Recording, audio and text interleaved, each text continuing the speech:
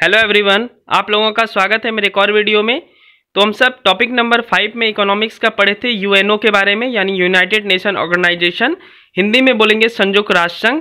इस वीडियो में हम सब जानेंगे कि संयुक्त राष्ट्र संघ के जो 6 अंग होते हैं, पहले तो 6 अंग के बारे में जानेंगे और 6 अंग का विस्तृत जानकारी इस वीडियो में आपको मिलेगा। ठीक है, जैसे महासभा का क्या रोल है, सुरक्षा परिषद का क्या रोल है, इंडिया सुरक्षा परिषद का मेंबर बनेगा तो क्या होगा, ठीक है, और कौन रुकावट डाल रहा है, ये सब इस वीडियो में हम सब जानेंगे। ठीक है, और जो भी अपडेट किसी बुक में रहता है तो उसको मैं अपडेट कर दिया हूँ। ठीक है, मतलब जो अभी करंट चल रहा है वो मैं लिख दिया हूँ, तो ये अपडेट वर्जन वीडियो है।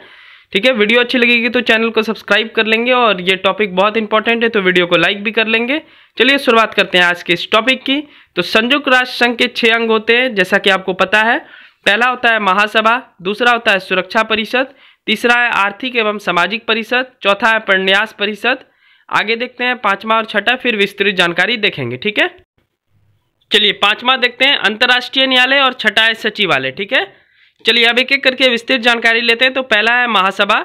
तो सभी सदस्य देशों के प्रतिनिधि शामिल होते हैं, यानी अभी वर्तमान में यूएनओ में 193 कंट्री है, तो 193 कंट्री के जो प्रतिनिधि हैं वो शामिल होते हैं। इसे विश्व की लघु संसद भी कहते हैं। ठीक है, काफ़ी बार आपके एग्जाम में आ चुका है कि विश्व के लघु संसद के नाम से कौन सा विभाग जाना जाता है, तो महासभा। ठीक है, आगे बढ़ते हैं, तीसरा पॉइंट देखते हैं। चलिए तीसरा पॉइंट है बहुत ही इंपॉर्टेंट, प्रत्येक देश इसमें 5 प्रतिनिधि भेज सकता है, पर वोट सिर्फ एक का ही होता है। ठीक है, 5 प्रतिनिधि आते हैं पर वोट एक ही का काउंट होता है। चौथा है शांति सुरक्षा से जुड़े मुद्दे, नए सदस्यों को प्रवेश, बजट निर्णय के लिए 2/3 बहुमत की जरूरत पड़ती है, यानी जितने भी कंट्री हैं उनमें अगर 2/3 की बहुमत से अगर किसी भी बिल को पास या रोका जा सकता है। ठीक है, तो ये सारे काम महासभा में होता है, इंग्लिश में जनरल असेंबली बोलते हैं इसको। अब 5वां पॉइंट है सभा की शुरुआत से पहले, मतलब जब सभा शुरू होती है उससे पहले एक अध्यक्ष, 21 उपाध्यक्ष और महासभा के 7 मुख्य समितियों के अध्यक्ष का चुनाव होता है, तब फिर ये वाला जो है शुरुआत होता है सभा का। ठीक है, यानी एक अध्यक्ष को चूज किया जाता है, 21 उपाध्यक्ष को और 7 महासभा की मुख्य समिति को। और बजट में जैसे बजट या शांति सुरक्षा से जुड़े मुद्दे, ठीक है, ये सारे का निर्णय कैसे होता है, तो 2/3 बहुमत से। 2/3 मतलब जितने भी कंट्री हैं उसका 2/3 बहुमत, अगर हाँ बोलेगा तो वो हाँ हो जाएगा और 2/3 ना बोलेगा तो ना हो जाएगा। ठीक है, यानी 193 का आप 2/3 निकाल लीजिए, उसके अकॉर्डिंग टू आप समझ लेंगे। ठीक है, आगे बढ़ते हैं, हम 6वें पॉइंट की ओर देखते हैं। चलिए 7वां पॉइंट है, प्रत्येक नियमित सत्र हर साल सितंबर माह के तीसरे मंगलवार से शुरू होकर दिसंबर के मध्य तक चलता है। ठीक है, तो इसका जो नियमित सत्र है वो हर साल, मतलब प्रत्येक वर्ष सितंबर मंथ से लेकर तीसरे ट्यूसडे से शुरू होकर दिसंबर के मध्य तक चलता है। अब महासभा के कार्य क्या हैं, तो सुरक्षा परिषद की संस्तुति पर अंतर्राष्ट्रीय न्यायालय के न्यायाधीश, नए देशों को सदस्यता, महासचिव की नियुक्ति, राष्ट्र संघ का बजट आदि जारी करना महासभा का कार्य। ठीक है, अभी अंतर्राष्ट्रीय न्यायालय के बारे में हम सब आगे जानेंगे, क्योंकि अंतर्राष्ट्रीय न्यायालय भी संयुक्त राष्ट्र संघ का एक अंग है। ठीक है, आगे बढ़ते हैं, अब देखेंगे हम सब दूसरा अंग जो कि आपके सामने है, बहुत ही इंपॉर्टेंट, और इसके बारे में आप डिटेल में अच्छे से भी समझेंगे। ठीक है, चलिए सेकंड नंबर है सुरक्षा परिषद। तो यह अंग एक कार्यपालिका के रूप में होता है। दूसरा है मुख्य कार्य अंतर्राष्ट्रीय शांति और सुरक्षा को बनाए रखना। तीसरा पॉइंट है, इसे दुनिया का पुलिसमैन कहते हैं। चौथा है, इनमें 15 सदस्य होते हैं। ठीक है, एक्चुअल मैं बात अब इसमें समझाता हूँ। सुरक्षा परिषद में 5 स्थायी सदस्य होते हैं, जो कि अभी आगे हम सब जानने वाले हैं। ठीक है, और 10 अस्थायी सदस्य होते हैं। भारत स्थायी सदस्य बनना चाहता है, जो कि अभी आगे वाले पेज में हम सब देखते हैं। चलिए 5 स्थायी सदस्य पहले जानते हैं, अमेरिका, रूस, ब्रिटेन, फ्रांस और चीन। ठीक है, भारत स्थायी सदस्य बनने के लिए काफ़ी दिन से प्रयास कर रहा है और ये जरूरी भी है। ठीक है, क्योंकि इससे बहुत ज़्यादा हम सबको प्रायोरिटी मिलेगी और हम सबको अपनी विदेश नीति और ज़्यादा बेहतर बना सकते हैं इस प्लेटफॉर्म के माध्यम से। ठीक है, तो हम सबको, चूंकि हम सबको डोमिनेंस दिखाना है, तो हम सबको इसका सदस्य बनने की आवश्यकता होती है। इसमें बहुत सारे ऐसे क्लाउजेज होते हैं जो कि भारत को डायरेक्टली रूप से बेनिफिट पहुंचाएंगे, फायदा पहुंचाएंगे। ठीक है, लेकिन होता क्या है, अमेरिका, रूस, ब्रिटेन, फ्रांस, ये 4 देश तो बोलते हैं ठीक है आप सदस्य बन जाएंगे, लेकिन चीन वीटो कर लेता है। अब वीटो क्या होता है वो तो अभी हम सब आगे जानेंगे।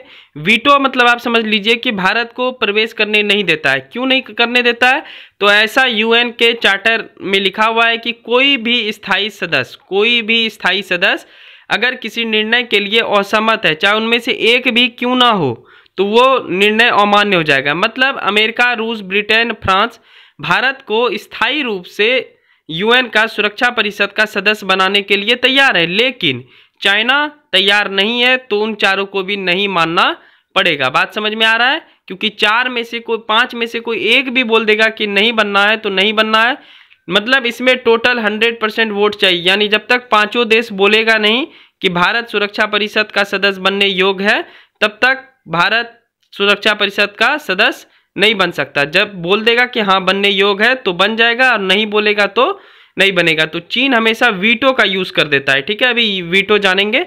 फिलहाल 10 अस्थायी सदस्य भी होते हैं, और स्थायी सदस्यों का निर्वाचन महासभा अपने 2/3 बहुमत से 2 वर्षों के लिए करती है, ठीक है।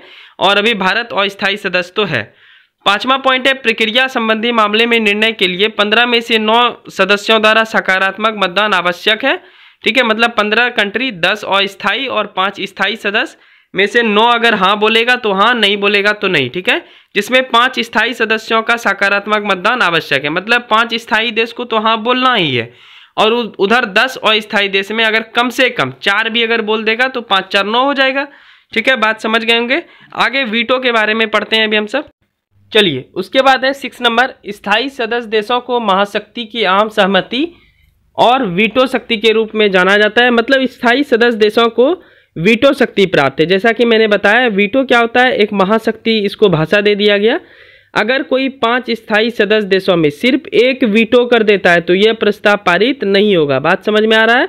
तो वही मैं आप सबको समझा रहा था कि भारत स्थायी रूप से सदस्य बनना चाहता है, पर चूंकि 5 देश को ही वीटो प्राप्त है, 5 स्थायी देश को, तो आपको 5 स्थायी देश समझ में आ गया होगा, अमेरिका, रूस, ब्रिटेन, फ्रांस और चाइना। तो 4 देश तो मान लेता है, लेकिन चाइना वीटो यूज कर लेता है। वीटो मतलब क्या बोल रहा है कि एक भी कंट्री अगर बोल देगा इस स्थायी देशों में, एक भी देश, कि ये प्रस्ताव पारित नहीं होगा, तो वो पारित नहीं होता है। तो भारत का प्रस्ताव पारित नहीं हो रहा है काफ़ी दिन से, ठीक है। अब लिखा हुआ है नोट, सबसे ज़्यादा बार वीटो का उपयोग सोवियत संघ द्वारा किया गया, जो कि एक अगर ओवरऑल आप समझे तो रूस को बोला जाता है, चूँकि सोवियत संघ बाद में अलग हो गया। जिसमें आपको देखेंगे तो बहुत सारे जो कंट्री निकल के आया, यूक्रेन भी सोवियत संघ का पार्ट था, ठीक है। तो अभी देखिए उसी सोवियत संघ में युद्ध हो रहा है, यूक्रेन वर्सेस रूस, आप सबको पता होगा ही। 7 है, अमेरिका ने सबसे पहले वीटो का प्रयोग मार्च 1971 में रोडेशिया के प्रश्न पर किया था, ठीक है, इसे आप याद रखेंगे। आगे बढ़ते हैं। चलिए, 8वां पॉइंट है, चीन ने सबसे पहले वीटो का प्रयोग अगस्त 1972 में बांग्लादेश के विश्व संस्था बनने के प्रश्न पर किया था। ये तो ऑब्वियस सी बात है, क्योंकि वो पाकिस्तान से टूटकर अलग हो रहा था, तो उसने वीटो का प्रयोग किया ही होगा कि बांग्लादेश ना बने, सिंपल सा बात है। अब इसी के अंतर्गत एक संस्था है संयुक्त राष्ट्र मानवाधिकार परिषद, ठीक है, तो UNHRC, इसकी स्थापना जून 2006 में हुई थी। इसने मानवाधिकार आयोग का स्थान लिया था। वर्तमान में इसमें कुल 47 सदस्य हैं, इसे आप याद रखेंगे। आगे बढ़ते हैं। तो कुल 47 देश में एशिया से 13 देश लिया गया है, अफ्रीका से भी 13 देश, पूर्वी यूरोप से 6 देश, पश्चिमी यूरोप से 7 देश, लैटिन अमेरिका और कैरिबियाई देश कितने हैं, 8 देश सदस्य हैं, ठीक है। तीसरा, यह महासभा के अधीन होती है। यह संस्था किसके अधीन है, महासभा के अधीन। 4था नंबर है, सदस्यों का कार्यकाल 3 वर्ष निर्धारित किया गया है, और 1/3 सदस्य प्रति वर्ष रिटायर होते हैं, ठीक है। यानी मान लीजिए कि 47 देश हैं, उनमें से 1/3 सदस्य प्रति वर्ष रिटायर होता है, तो 47 का 1/3 कर दें, उस हिसाब से 3 वर्ष के बाद उतने सदस्य रिटायर हो जाएंगे और फिर उतने सदस्य वापस आ जाएंगे, ठीक है। आगे बढ़ते हैं। चलिए, उसके बाद है संयुक्त राष्ट्र मानवाधिकार परिषद का मुख्यालय जेनेवा में है। 6 नंबर, इसमें प्रथम याचिका नोबेल पुरस्कार विजेता 1991 एवं म्यांमार की नेता आंग सान सू की ओर से। चलिए, उसके बाद इंपॉर्टेंट है, मानवाधिकार आयोग जो है, संयुक्त राष्ट्र मानवाधिकार आयोग का मुख्यालय जेनेवा में है। 6 नंबर, इसमें प्रथम याचिका नोबेल पुरस्कार विजेता 1991 एवं म्यांमार की नेता आंग सान सू की ओर से दायर हुआ था, ठीक है। 3rd है, आर्थिक एवं सामाजिक परिषद, ठीक है। तीसरा कौन सा अंग है, आर्थिक एवं सामाजिक परिषद। इसके कितने सदस्य हैं, तो वर्तमान में यहाँ पे 54 देश सदस्य हैं। आगे बढ़ते हैं। आर्थिक सामाजिक परिषद का कार्यकाल 3 वर्ष का होता है। 3rd नंबर पॉइंट है, 1/3 सदस्य प्रतिवर्ष अवकाश ग्रहण करते हैं, आपको पता होगा। 4th है, इसकी बैठक वर्ष में 2 बार होती है, अप्रैल में न्यूयॉर्क में होती है, जबकि जुलाई में जेनेवा में, ठीक है। तो इसे भी आप याद रखेंगे। और अभी जेनेवा में हम सब पढ़े थे, मानवाधिकार आयोग का मुख्यालय है, और न्यूयॉर्क में किसका मुख्यालय है, तो संयुक्त राष्ट्र संघ का मुख्यालय है न्यूयॉर्क में, जो कि मैनहट्टन द्वीप पर है, जो कि हम सब पिछले वीडियो में जाने थे, आप सबको पता होगा, जहाँ पे संयुक्त राष्ट्र संघ के बारे में पढ़े थे। ठीक है, चलिए आगे बढ़ते हैं।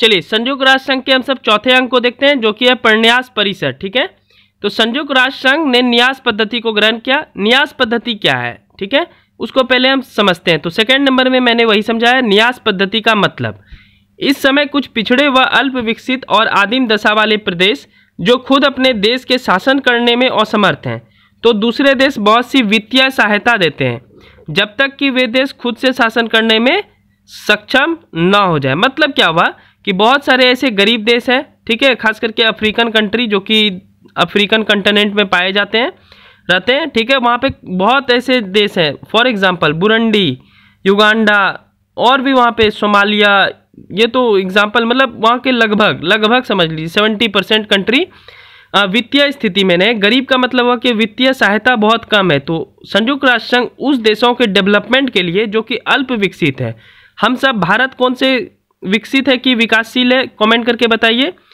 चलिए कमेंट क्या करेंगे मैं ही बता देता हूँ। तो भारत विकासशील देश है, ठीक है, यानी हम सब अल्प विकसित की श्रेणी से काफ़ी हद तक, बहुत हद तक ऊपर उठ चुके हैं। ठीक है, अब तो काफ़ी बहुत बढ़िया स्थिति में हम सब आ गए हैं।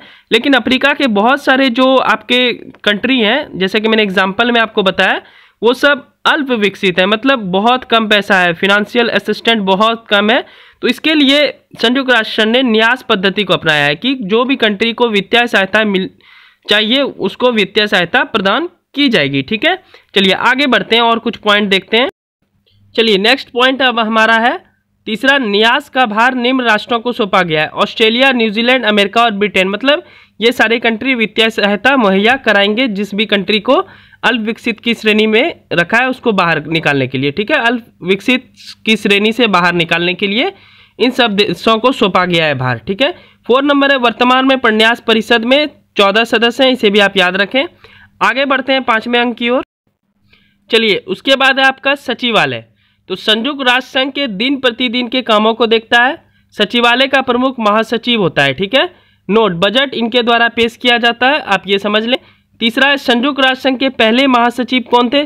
तो ट्रिगवेली थे, जो नॉर्वे कंट्री के थे। इनका शासनकाल था फरवरी 1946 से नवंबर 1952 तक, आप इसे याद रखेंगे और ये नाम बहुत बार पूछा जा चुका है। तो संयुक्त राष्ट्र संघ के पहले महासचिव ट्रिगवेली, ठीक है, जो कि नॉर्वे कंट्री के थे। आगे बढ़ते हैं, कुछ और पॉइंट्स देखते हैं सचिवालय का। चलिए चौथा पॉइंट अब हम सब देखते हैं सचिवालय का, बहुत इंपॉर्टेंट। महासचिव संगठन का मुख्य प्रशासनिक अधिकारी होता है। चलिए अब हम सब आ चुके हैं संयुक्त राष्ट्र संघ के आखिरी अंग, जो कि है अंतर्राष्ट्रीय न्यायालय। तो अंतर्राष्ट्रीय न्यायालय की स्थापना हेग, नीदरलैंड में की गई है। 3 अप्रैल 1946 को अंतर्राष्ट्रीय न्यायालय की स्थापना की गई थी। अगर कभी कभी ऐसा पूछ लेता कि अंतर्राष्ट्रीय न्यायालय का मुख्यालय कहाँ है, तो आप हेग ही बोलेंगे। ठीक है, तो हेग नीदरलैंड में। ठीक है, सेकंड है, अंतर्राष्ट्रीय न्यायालय में 5 अध्याय और 70 अनुच्छेद हैं। ठीक है, आगे बढ़ते हैं नेक्स्ट। चलिए थर्ड पॉइंट अब हम सब देखते हैं अंतर्राष्ट्रीय न्यायालय का। न्यायाधीशों की संख्या 15 रखी गई है। इसकी नियुक्ति 9 वर्षों के लिए होती है। ठीक है, तो काफ़ी एक लंबा पीरियड मिलता है। प्रत्येक 3 वर्ष के बाद 5 न्यायाधीश अवकाश ग्रहण करते हैं। नोट में मैंने क्या लिखा है, 2 न्यायाधीश एक देश के नहीं हो सकते हैं। ठीक है, मतलब अलग अलग कंट्री के 15 न्यायाधीश होंगे। ठीक है, आगे बढ़ते हैं। चौथा पॉइंट है, न्यायाधीश अपने में से ही एक अध्यक्ष तथा उपाध्यक्ष को 3 वर्ष के लिए चुनता है। कुछ और पॉइंट्स देखते हैं अंतर्राष्ट्रीय न्यायालय से। चलिए 5वां देखते हैं हम सब। सरकारी भाषा फ्रेंच और अंग्रेजी है। 6 है, न्यायालय का कोरम यानी कार्यवाही संचालक के लिए न्यायाधीशों की न्यूनतम संख्या 9 रखी गई है। अब तक चुने गए भारतीय न्यायाधीश में फर्स्ट नंबर बेनेगल रामाराव 1952 से 53 तक इनका था शासन। सेकंड नागेंद्र सिंह 1973 से 88। तीसरा आपका है रघुनंदन पाठक, ठीक है, तो 1989 से 91 तक।